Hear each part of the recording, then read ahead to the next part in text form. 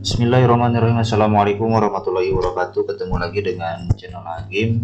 Kali ini akan sedikit memberikan tutorial nih mungkin bagi rekan-rekan, terutama nih rekan-rekan yang ada di Kabupaten Pangandaran untuk admin ataupun operator Siskedes di tiap desa masing-masing, terutama bagi mereka yang sudah aplikasi Siskedesnya sudah menggunakan online. Ini sudah kita sudah lakukan beberapa updating ataupun perbaikan ini sesuai dengan update dari BPKP dan Kementerian Dalam Negeri.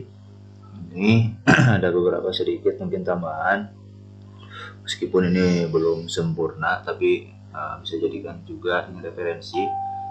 Meskipun ada beberapa mungkin ini laporan yang belum sesuai, dan ini juga sudah kita jadikan masukan ke Kemendagri, bahwasannya untuk untuk di buku kas membantu kegiatan memang ini belum diakomodir ya untuk BTT. Yang saat ini kan baru istilahnya baru mengakomodir 2 ataupun 3 jenis belanja, yaitu belanja pegawai, belanja Parjas, dan belanja modal. Itu saja yang baru dicatat di dalam buku kas membantu kegiatan. Jadi mohon maaf pada rekan-rekan operator, mungkin untuk saat ini untuk di BKP atau buku kas membantu kegiatan itu belum diperbaiki ya. Ini itu sabar saja. Tapi untuk laporan pembukuan ini untuk laporan realisasi BTT ini sudah diakomodir, sudah ada. Tapi ini juga saya sedikit mengingatkan karena ini biar disesuaikan dengan untuk capaian output kegiatan, terutama untuk ada sinkronisasi di aplikasi Omspan Kementerian Keuangan. Ini sudah kita lakukan update. Maaf ini untuk akunnya saya gunakan untuk akun admin kabupaten. Ini kan untuk menginput parameter tidak boleh dilakukan oleh operator di desa. Ini terutama untuk kegiatan penanganan keadaan mendesak. Ini untuk kegiatan penyaluran BLT ini sudah saya masukkan untuk capaian output BLT-nya ada di sini, jumlah keluarga penerima manfaat ataupun KPM. Uraian outputnya ini adalah jumlah keluarga penerima manfaat, satuannya adalah jumlah KPM. Oke, ini sudah selesai. Ini bukan ranahnya dari rekan-rekan, tapi rekan-rekan nanti terutama yang sudah online ini ya, agar untuk diperbaiki di sisi penginputan di penganggaran di kegiatan. Ini tinggal diklik data entry, penganggaran, isian data anggaran ya.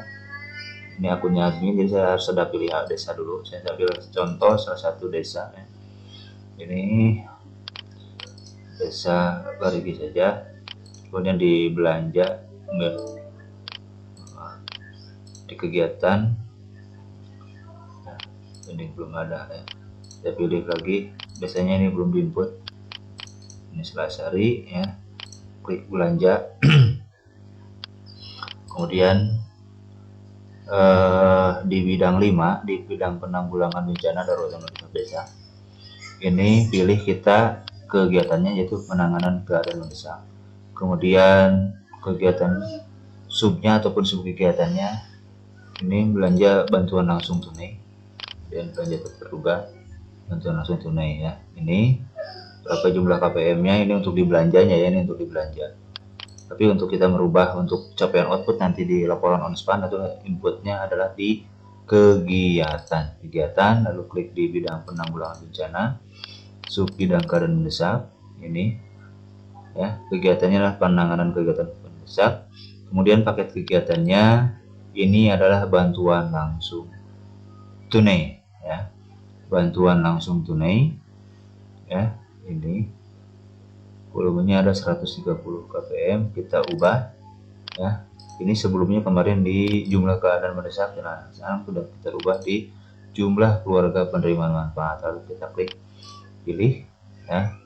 Nah, kemudian ininya sudah saya rubah ke 800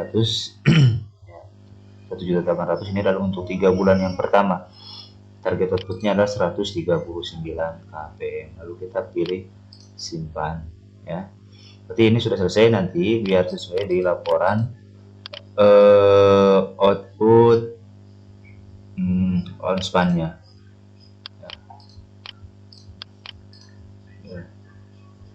Sesuai.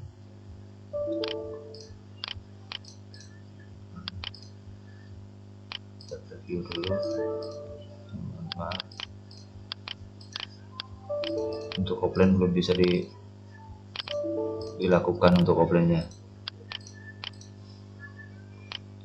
Ini juga belum ada. Oke, jadi masalah. Nanti aja nih sudah. Yang penting di sini di penganggaran, di isian data anggaran ya. Itu di kegiatannya ini sudah kita rubah di di paket kegiatannya sudah dirubah. Ini untuk orang output adalah jumlah keluarga penerima manfaat. Satuannya adalah KPM ataupun keluarga penerima manfaatnya. Oke, mungkin untuk rekan-rekan sampai situ ranahnya. Dan untuk yang tadi, untuk yang ekspor data untuk Homespan, ini ranahnya ada di kabupaten. Ya, ini adanya ranahnya di kabupaten ataupun admin kabupaten atau minimalnya admin di tingkat kecamatan yang ditunjuk. Oke, itu kira-kira untuk rekan-rekan akan segera untuk merubah paket kegiatannya ke jumlah KPM. Untuk capaian outputnya adalah jumlah KPM, bukan jumlah keadaan mendesaknya berapa kali, tapi lebih ke jumlah KPM, terutama untuk BLT ini biar lebih spesifik ada berapa orang KPM ya yang menerima BLT di desanya masing-masing. Terus kemudian kemarin di channel saya sendiri di Agim Channel ini kebetulan ada yang request, bahkan saya juga sudah bikin polling materi apa saja yang ingin dibahas di Agim Channel ini terkait dengan Siskedes. Kemarin ada pertanyaan, mungkin ini juga untuk mengingatkan pada rekan-rekan, apabila memang ada kegiatan yang sudah di SPP kan, tapi ternyata di situ ada belanja yang mungkin ini seharusnya dia tidak terbeli tapi malah terbeli dan sudah di SPP kan. Sebetulnya ini memang juga salah sebetulnya perlakuan seperti itu, karena pada dasarnya di ketentuan di Permendagri maupun di peraturan bupatinya masing-masing, bahwasannya SPP itu dikeluarkan untuk definitif ini, bahwa SPP itu dikeluarkan ketika barang dan jasanya sudah diterima. Artinya semua pekerjaan ataupun semua barang atau material itu sudah sesuai dengan rencana anggaran biaya. Artinya juga bisa jadi bahwasannya sudah tidak perlu lagi itu untuk dikembalikan, bahwa itu sudah memenuhi ataupun sudah melalui proses tahapan pengadaan barang dan jasa. Nah, itu kalaupun ada barang yang di luar RAB dibeli ataupun ada kegiatan yang dikeluarkan yang seharusnya tidak dikeluarkan, itu berarti ada perencanaan yang salah.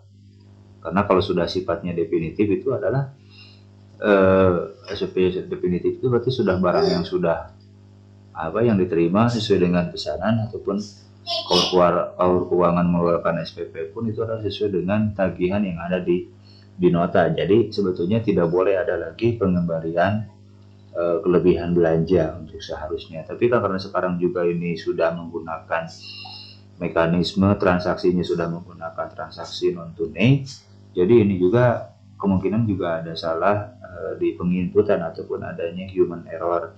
Dan ini sebetulnya bisa diantisipasi sistem Siskedes yang versi 2 rilis 202 ini, terutama yang sudah update yang per tanggal 30 Juni ini sudah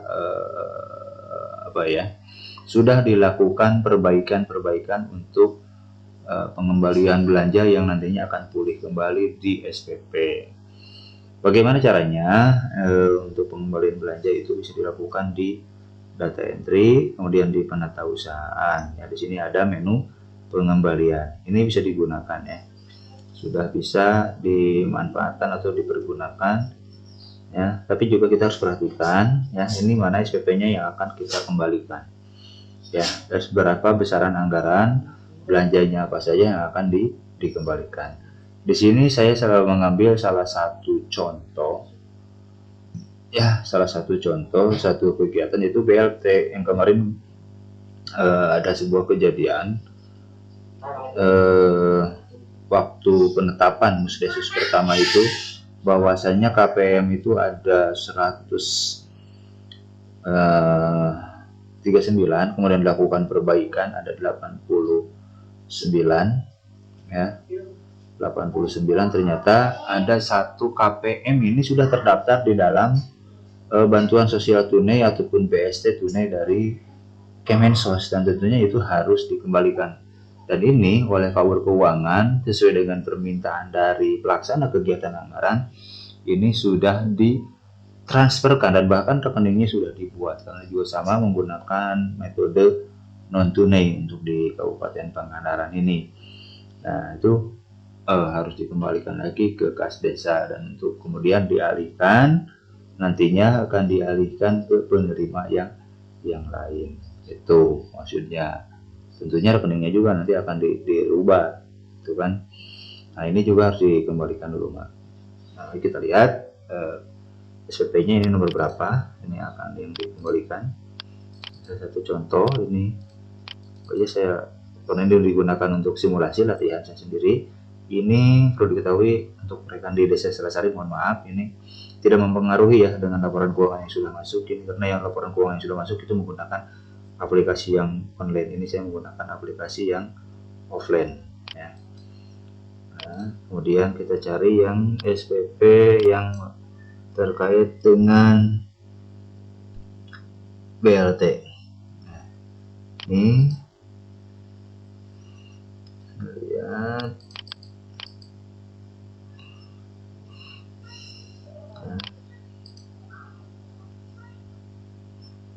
ada 3 yang dikembalikan ini sebetulnya dan 6 yang dikembalikan lagi.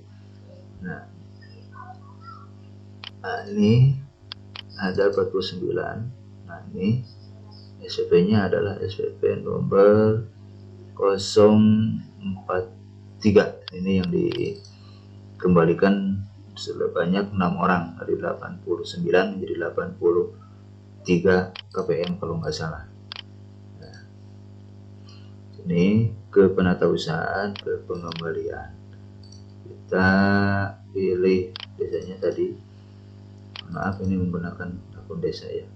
Apa yang dikembalikan adalah belanja ya, karena pembiayaan ini untuk pembiayaan yang dikeluarkan misalkan untuk penyertaan modal BUMDes ya, ataupun pencairan dana cadangan. Nah, tapi di sini karena ini terkait dengan BLT tentunya adalah belanja, dan belanjanya adalah belanja tidak terduga, bukan belanja pegawai, kerja ataupun belanja modal. Nah, saya hapus dulu ya, ini biar untuk rekan-rekan juga biar paham. Ya, kita hapus. Nah, ini sudah kita tambah di sini.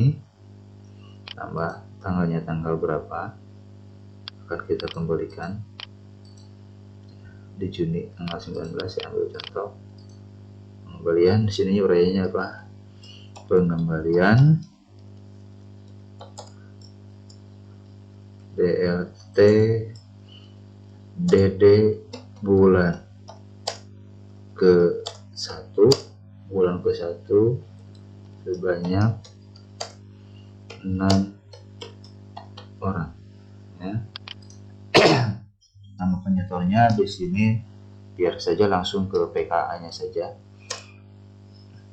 atau kasih pelayanan. Klik saja, tanda tangan klik saja ya. Contoh saja ini. Kemudian kita klik simpan, lalu klik 2 kali. Kita cari kode rincian belanjanya. Ini ada di bawah. Penanganan keadaan mendesak ya. Kita pilih yang dikembalikan 6 orang kali 600 berarti 3.600.000. Simpan. Nah ini sudah dikembalikan ya. Ini secara otomatis dia akan kembali ke kas tunai ya. Keluar. Nah, kita klik di laporan apakah dia tanggal 19 Juni nya dikembalikan masuk di buku kas tunai ya. bertanggal 19 Juni. Sudah tercatat atau belum?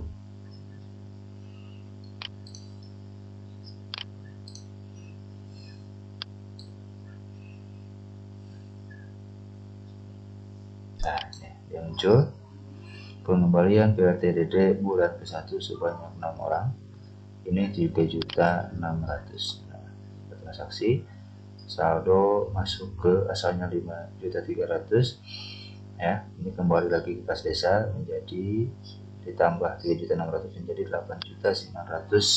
8.965.868. Oke, ini sudah dikembalikan. Jadi nanti posisinya karena sudah ada di koper keuangan, nah ini harus disetorkan kembali ke rekening kas desa. Caranya kita melakukan penyetorannya ke rekening kas desanya yaitu di menu mutasi kas di sini. Kita pilih desanya. Nah, kita klik desa cari, kita lakukan penyetoran di sini. Ya, di sini ada, tambah lagi saya di sini. Nah, meskipun terlewat nggak apa-apa. Anggap saja dalam 1 hari itu pun langsung disetorkan. Ya. 19 Juni. Sini keterangannya adalah penyetoran kelebihan belanja ataupun transfer KPM BLT BD 6 orang kali 600.000. Totalnya adalah 3.600.000. Uangnya tadi perhatikan ada tanggal 19 Juni karena uangnya kembali tanggal 19 Juni. Berarti kita setorkan bisa dalam 1 hari itu ataupun bisa hari-hari yang berikutnya ya. Tapi diusahakan dalam 1 hari yang sama. Oke, lalu kita simpan. Nah, ini sudah kembali. Oke, kita lihat di laporan penatausahaan buku pembantu kegiatannya. Apakah dia ada kembali? Ya, ada keluar masuk. Karena BCT ini pasti di akhir. Kita lihat. Nah, ini ada pengembalian. Ya. Pengembalian ke kas desa sebanyak 3.600.000. Nah, ini sudah dikembalikan lagi. Dia tercatat di tercatatnya ada di buku kas membantu kegiatan dia kembali, kemudian di bekas kas tunainya dia juga muncul pertanggal 19 Juni. Ya, 19 Juni tadi saya input tanggal 19 Juni. Nomornya 016 TBP 3.600.000 rupiah. Dan kemudian penyetoran bekas tunainya ke rekening kas desanya juga ada dia ya. Kas desanya juga ada. Ini langsung dikeluarkan lagi. Ya, ini 3.600.000 ya. Dia masuk 3.600.000 kemudian dikeluarkan lagi. Ini ada penyetoran, keluar lagi asalnya saldo 8 juta di rekening kas bendahara menjadi 5.365.000 rupiah lagi dia kembali. Kemudian kita lihat pastikan juga di buku kas membantu banknya ini, buku pembantu banknya apakah dia tercatat atau tidak, dianggap sebagai penerimaan kelebihan belanja. Oke, kita lihat pertanggal 19 Juni kita perbesar saja. Ini 19 Juni ya. Ada penerimaan sebesar, nah ini ya, 3.600.000.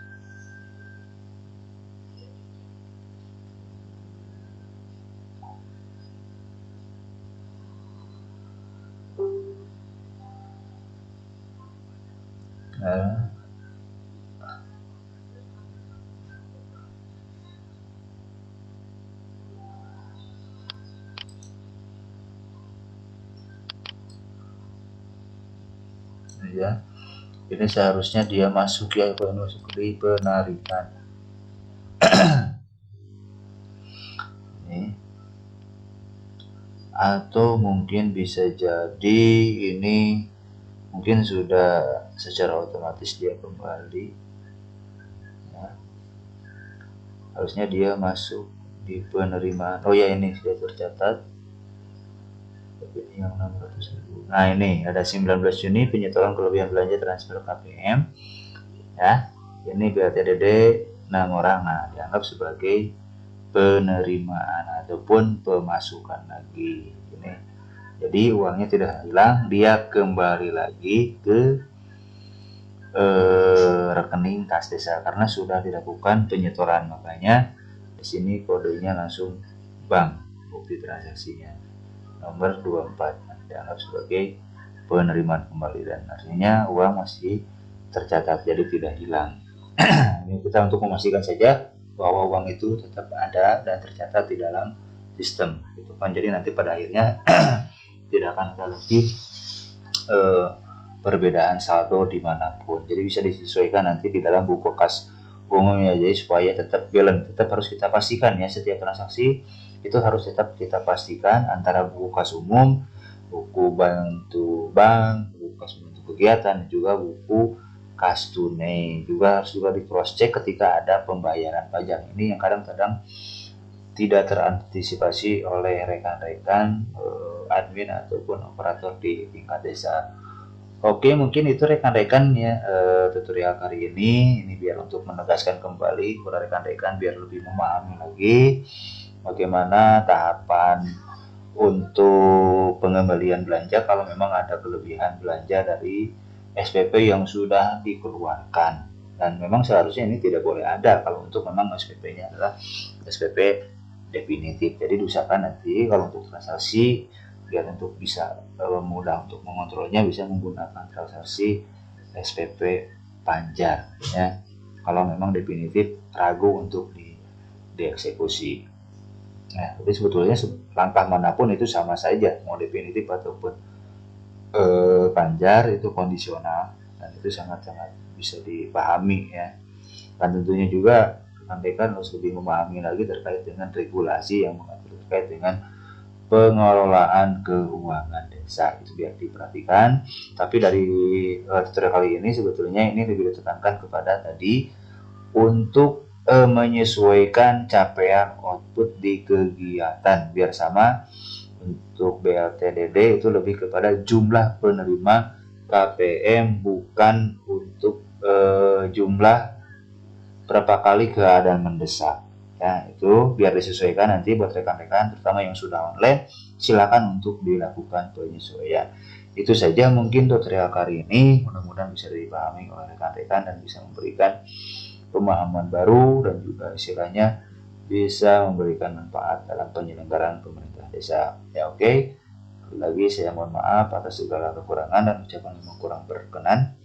Dan tentunya jangan lupa biar channel ini lebih berkembang lagi dan lebih banyak lagi konten-konten yang berkualitas terkait dengan pengelolaan keuangan desa, silakan untuk di subscribe, like, komen dan juga biar banyak orang tahu, silakan untuk di share ke rekan-rekannya. Terima kasih. Lagi-lagi, assalamualaikum warahmatullahi wabarakatuh. Salam